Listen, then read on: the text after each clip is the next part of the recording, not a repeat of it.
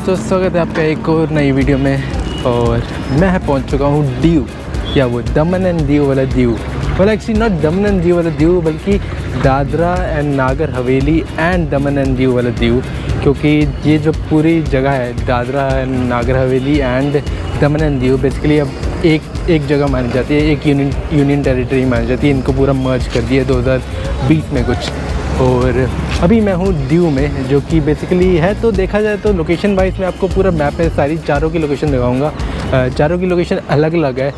और ये देख लो आप, ये है पहले दीव, और ये पड़ता है एकदम आइलैंड है, बेसिकली एक छोटा सा, गुजरात के थोड़ी सी दूर पड़ता है। और फिर ये है दमन, जो कि सूरत साइड में पड़ता है। और ये है दादरा, जो कि भी गुजरात और महाराष्ट्र के बीच में कहीं पड़ता है। और लास्ट में ये नागर हवेली, अगेन जो गुजरात और महाराष्ट्र के साइड में पड़ता है। बाकी जैसे कि मैंने आपको कहा कि ये बेसिकली एक आइलैंड है दीव, और गुजरात के टेक्निकली देखा जाए तो गुजरात में आप इंक्लूड कर सकते हो, but in reality in paper ये एक मतलब कि गुजरात में इंक्लूड नहीं होता। ये जगह गुजरातियों के लिए खास कर, क्योंकि एकदम साथ में गुजरात पड़ता है। और गुजरात जैसे कि आप जानते हो कि नो लिकर स्टेट है, वहाँ पे आपको अल्कोहल नहीं मिलेगा, बैंड है।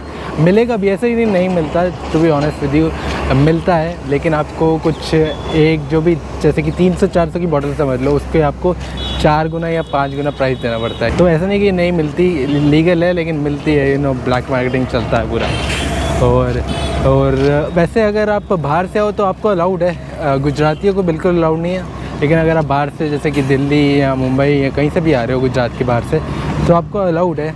लेकिन आपको पहले कुछ 5,000 का एक लाइसेंस बनवाना पड़ता है, अगर एकदम लीगली जाओ तो। और इसलिए इस पे दीव पे आता हूँ मैं, क्योंकि इसलिए ये जगह पैराडाइज है गुजराती के लिए। क्योंकि जैसे कि मैंने कहा, यहाँ पर ये एक यूनियन टेरिटरी है, तो ये गुजरात का पार्ट नहीं है, तो यहाँ पर शराब अलाउड है।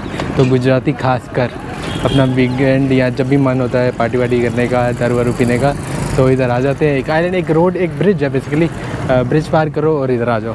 बाकी दीव की हिस्ट्री की बात करूँ तो यार, जैसे कि आप जानते ही हो, दीव क्या बेसिकली दमन हो गया, दादरा नागर हवेली भी हो गया और गोवा भी हो गया। तो यहाँ पर पोर्चुगीज़ का रूल था, और कुछ 16th सेंचुरी से दादर दमन एंड दीव एंड गोवा में रूल था, और कुछ लेट 18th सेंचुरी से दादरा नागर हवेली में भी था। 1961 तक ये सब एरिया पोर्चुगीज़ के बाद ही पास ही था, और हमारी इंडिपेंडेंस के बाद भी ये एरिया पोर्चुगीज़ के बाद था।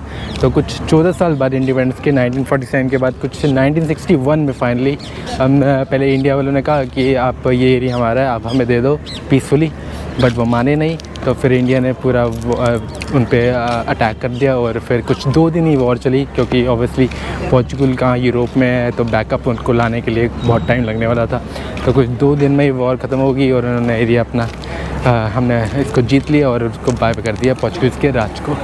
और बाकी पोर्चुगीज़ माना नहीं कि फिर भी उस टाइम कि ये हमारा एरिया, फिर भी लड़ता रहा। और बट फाइनली 1974 में कुछ उन्होंने फाइनली रिकॉग्नाइज़ कर लिया कि ये सारे जगह गोवा, दादरा नगर हवेली और दमन एंड दीव सब अब इंडिया का पार्ट है। तो फाइनली उन्होंने फिर यहाँ से अपना पूरा यहाँ से चले गए। और बट यहाँ पे आपको उनके राज की यहाँ पे बिल्डिंगों में, इंफ्रास्ट्रक्चर, आर्किटेक्चर में आपको दिखेगी अभी भी। ये देख लो, ऐसे आर्किटेक्चर में आपको अभी भी दिखेगा पोर्चुगीज़ वाला टच ना। लास्ट जो मेन यहाँ पे टाउन गुजरात का पड़ता है वो है ऊना। वहाँ से मैंने एक रिक्शा लिए, कुछ शेयरिंग वाला ऑटो था, जो कूलेस्ट राइड मेरे को अब आज तक दिखी है। एक औसम सा रिक्शा यहाँ पे चलता है, इस साइड में ना तलाला वाली साइड में, सोमनाथ, वेरावल, इस साइड में चलता है एकदम कूल वाला रिक्शा। यहाँ पे भी चलता है, यहाँ तक आता है, उसी पे आया मैं। वो मस्त वाला रिक्शा चलता है, उस पर आया, कुछ 30 रुपीज़ में उसने यहाँ पे पहुँचा दिया। और ऊना तक आप आराम से GSRTC बस से आ सकते हो। तो बेसिकली यहाँ पे पहुँचने के लिए आपके पास पहले तो प्लेन, अगर डायरेक्ट प्लेन से आना है तो आप प्लेन से आ सकते हो, क्योंकि यहाँ पर एक एयरपोर्ट है। और अगर रोड से आना है तो आप बस से भी आ सकते हो। लास्ट नियरेस्ट टाउन ऊना पड़ता है, GSRTC की बस आराम से आपको पहुँचा देगी उधर, वहाँ से आप शेयर ऑटो ले सकते हो। नियरेस्ट रेलवे स्टेशन की बात करें तो वो बेसिकली वेरावल पड़ता है, जो सोमनाथ वाला है ना, जो सोमनाथ मंदिर जाते हैं वहाँ पर वही वाला पॉइंट जो रेलवे स्टेशन है वही वाला, ये इसके लिए भी पास पड़ता है। वहाँ से कुछ पड़ेगा आपको 70-80 किलोमीटर। ऊना भी है एक रेलवे स्टेशन, बट वहाँ पे ना वो बहुत छोटी वाली ट्रेन चलती है, 4 डब्बे वाली, और कुछ मुश्किल से 2-3 ट्रेन है, और मेन जगह नहीं है, तो वो पॉइंट सही नहीं रहेगा आपके लिए। बाय बस या बाय ट्रेन थोड़ा मुश्किल पड़ेगा, बाय बस इजीली पहुंच जाओगे और बाय एयरपोर्ट तो है ही। और हाँ, जैसे कि आपको मैं बता रहा था कि दीव, दमन एंड दीव, दादरा नगर हवेली और गोवा भी बेसिकली जब फ्री हुआ 1961 में, तो तब तो ये बेसिकली यूनियन टेरिटरी बनी उस टाइम ना। तो ये गोवा के साथ दमन एंड दीव गोवा के साथ ही बेसिकली देखा जाती थी, यूनियन टेरिटरी एक मानी जाती थी और दादरा नगर हवेली अलग मानी जाती थी। और फिर फाइनली कुछ 1987 में गोवा को स्टेटहुड मिल गया, तो वो बेसिकली दमन एंड दीव अलग हो गया उससे, और वो अलग यूनियन टेरिटरी बन गया और दादरा नगर हवेली अलग यूनियन टेरिटरी था। बट कुछ 2020 में बिल पास किया सेंट्रल गवर्नमेंट ने, और अब क्या किया है कि Dadra Nagar Haveli and Daman and Diu एक सिंगल यूनियन टेरिटरी है और उसकी कैपिटल है दमन। तो बेसिकली इन्होंने अब सिंगल यूनियन टेरिटरी बना दी इसको। और अभी आज मैं करने वाला हूँ बेसिकली, आज और मोस्ट ऑफली थोड़ा बहुत कल एक्सप्लोर करने वाला हूँ यहाँ की जो भी टॉप जगह हैं घूमने की, वो बेसिकली एक्सप्लोर करने वाला हूँ। और यहाँ पे ऐसा कुछ नज़ारा है अभी, और वो जो सामने आप ब्रिज देख रहे हो वही बेसिकली एक ब्रिज है जो आपको गुजरात कनेक्ट करता है, और यहाँ से आप सीधा दीव पहुँच जाते हो। और शायद 2 ब्रिज हैं यहाँ पर, एक ये वाला है और एक उस साइड है, शायद एक ये इस वाली साइड है और एक ऑपोजिट साइड में मिलेगा आपको। और अभी मैं निकल चुका हूँ और बस पहुँच गया हूँ। ये आप जो देख रहे हो ये है INS खुकरी। बेसिकली ये जो शिप है ये बेसिकली वॉर शिप है, और इसे कुछ 1971 वाली वॉर जो हुई थी इंडिया पाकिस्तान की, उसमें यूज़ किया गया था, और अब इसे रिटायर कर दिया है और अब बेसिकली म्यूज़ियम बनाया हुआ है। तो पहले ये एक्सप्लोर करते हैं और फिर आगे की चीज़ें भी एक्सप्लोर करेंगे।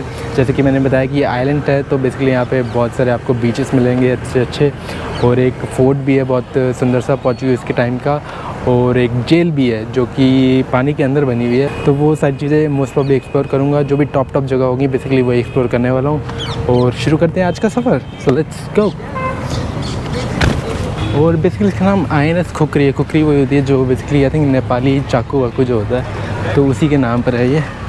और तो चलते हैं, टिकट ले लिए, और सरप्राइजिंगली यहाँ पे ऑनलाइन कैश कुछ भी नहीं, सिर्फ कार्ड चाहिए, और बाई चांस मेरे पास कार्ड था तो टिकट मिल गया, वरना फंस जाता। तो ये टिकट है कुछ 100 रुपीज़ की एडल्ट, और चाइल्ड के लिए 50 रुपीज़। सब चलते हैं अंदर और चेकआउट करते हैं ये म्यूज़ियम टाइप वॉरशिप। ये लो भैया जी, थैंक यू। वाह, दिखने में तो काफ़ी अच्छी लग रही है, और फर्स्ट टाइम है कुछ ऐसी वॉरशिप में जाने का मिल रहा है। Look at this.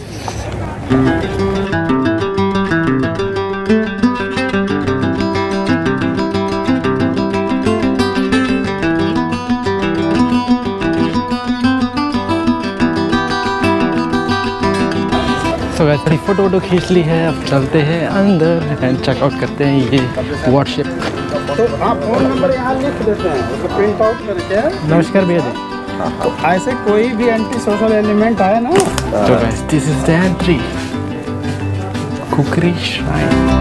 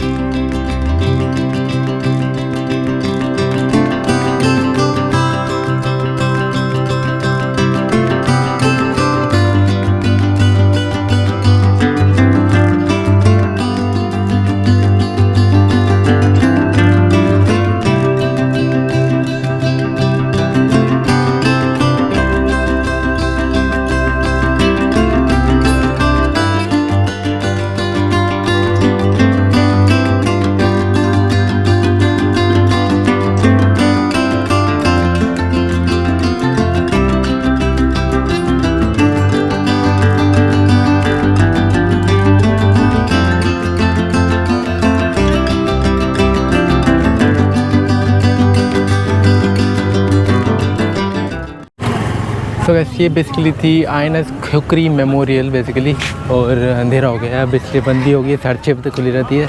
तो अंदर से कैसी होती है एक वॉरशिप, अगर आपको जानना है तो आप इसके अंदर जाकर देख सकते हो। अच्छा था, और थोड़ी जल्दी में देखना पड़ा क्योंकि थोड़ा लेट हो गए थे, बट स्टिल नाइस, और अच्छी वीडियो भी ली और अच्छा मज़ा आया, फ़ोटो वोटो खींची, और अच्छा एक्सपीरियंस था ऐसे वॉरशिप में जाना पहली बार। नाइस फीलिंग, और अब लाइट वाइट जल गई है तो काफ़ी खूबसूरत लग रही है जगह। बाकी आज एक ही जगह एक्सप्लोर हो पाई, जैसे आया और थोड़ा रेस्ट किया और फिर एक्सप्लोर करने निकल गया, तो यही जगह एक्सप्लोर हो पाई। और कल थोड़ा और एक्सप्लोर करेंगे, थोड़ा क्या जो भी चीज़ें जहाँ पे मेन जगह होगी वो एक्सप्लोर करेंगे। और यहाँ पर एक जेल भी है, जैसे कि आपको कहा था पानी के बीचों बीच जेल है, वो फोर्ट से आई थिंक शायद से जाती है बोट, अगर जाती है उस तरफ तो मज़ा आ जाएगा।